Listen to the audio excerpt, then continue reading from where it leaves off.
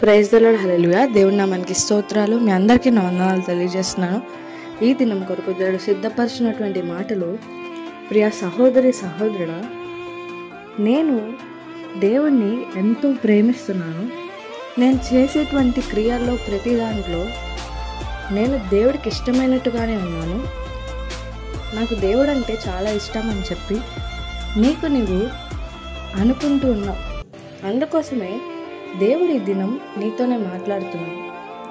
కయ్యేను ఏబేలు యొక్క కథ ద్వారా దేవుడి నీతో మాట్లాడాలని కోరుకుంటున్నారు. కయ్యేను వ్యవసాయకుడు, ఏబేలు గొర్రెల కాపరి. వీరిద్దరూ ఆదాము అవ్వ యొక్క సంతానం.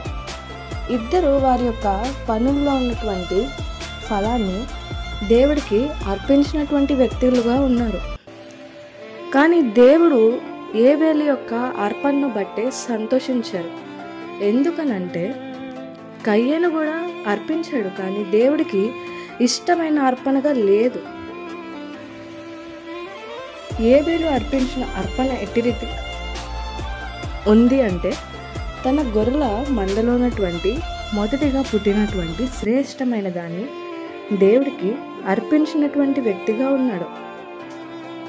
కయ్యేను మాత్రం తను వ్యవసాయం చేసిన పండించినటువంటి పంటలో ఉన్నటువంటి ఫలాన్ని మొదటిగా తను స్వీకరించి మిగులు దాన్ని దేవుడికి ఇచ్చినటువంటి వ్యక్తిగా ఉన్నారు. ఇద్దరు దేవుడికి అర్పణ ఇవ్వాలి అని మనసు కలిగి ఉన్నారు, దేవుడి ఎడల ప్రేమ కలిగి ఉన్నారు. కానీ వీరిద్దరి స్టోరీ ద్వారా మీతో ఏం మాట్లాడాలనుకుంటున్నారంటే, నీవు నా ఎడల ప్రేమ కలిగి ఉన్నావు, కానీ నీ యొక్క ప్రేమ క్రియారూపకంగా నాకు తెలిసేటువంటి ప్రేమ కలిగి నీవు ఉన్నావా అని చెప్పి దేవుడు నిన్ను అడుగుతున్నారు. కయ్యేను ఏబేలు స్టోరీ ద్వారా మనం ఏం చూసుకోవచ్చు అంటే, ఏబేలు శ్రేష్టమైన దాన్ని ఇచ్చాడు. క్రియారూపకంగా తన యొక్క ప్రేమను ఎంత దేవుడి ఎడల ప్రేమ కలిగి ఉన్నాడని చూపిస్తున్నాడు. కయ్యేనుకు కూడా ప్రేమ లేదంటారా? కాదు, కయ్యేనుకు కూడా ప్రేమ కలిగి ఉంది, కానీ క్రియారూపకంగా దేవునికి అది కనబడలేదు. అదే రీతిగా నీవు కూడా ఈ దినం దేవుడి ఎడల ఎంతో ప్రేమ కలిగి ఉన్నావు అనుకుంటున్నావు, కానీ నీ యొక్క ప్రేమ క్రియారూపకంగా ఆయనకి సరిగ్గా అర్థమయ్యే రీతిలో నీ యొక్క ప్రేమను క్రియల ద్వారా కనపరచాలని చెప్పి దేవుడు కోరుకుంటున్నాడు. నీ యొక్క జీవితంలో ఎగ్జాంపుల్గా చూసుకున్నట్లయితే, నీవు రోజు 24 గంటల్లో చాలా బిజీగా ఉంటావు, పనిలో ఉంటావు, ఏదో ఒక దాంట్లో బిజీగా ఉంటావు.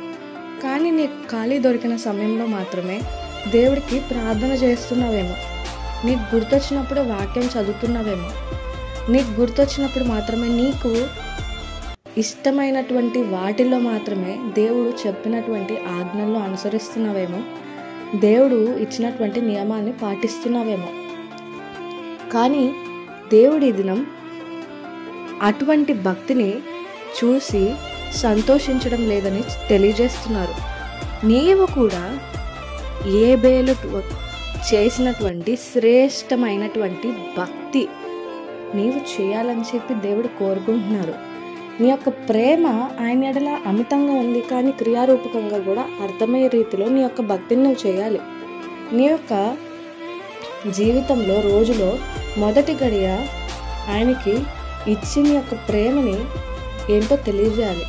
చేసే ప్రతి పనిలో నీవు ఆయనకి మొదటిగా ప్రార్థించి, దేవా ఇది నేను చెయ్యనా, నీ యొక్క చిత్తమా కాదా అని చెప్పి ప్రతిదాన్ని నీవు ఆయన సన్నిధిలో ప్రార్థన చేసి ఆయనకి ఇష్టమైతే చేసే వ్యక్తిగా ఉండాలి, ఆయనకి నచ్చకపోతే అక్కడే వదిలేసేటువంటి వ్యక్తిగా ఉండాలి.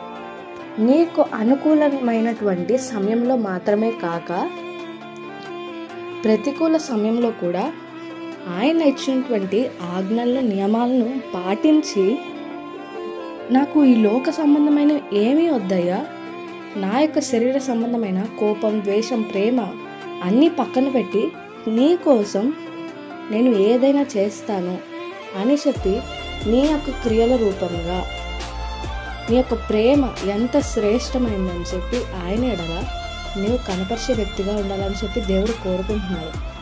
అందుకోసమే ఈ దినం నుండి అయినా కానీ నువ్వు ప్రేమిస్తున్నావు దేవుణ్ణి, కానీ నీ క్రియారూపకంగా నీ యొక్క ప్రేమని దేవుడికి కనపరిచే విధంగా నీ యొక్క జీవితాన్ని జీవించాలని దేవుడు కోరుకుంటున్నాడు.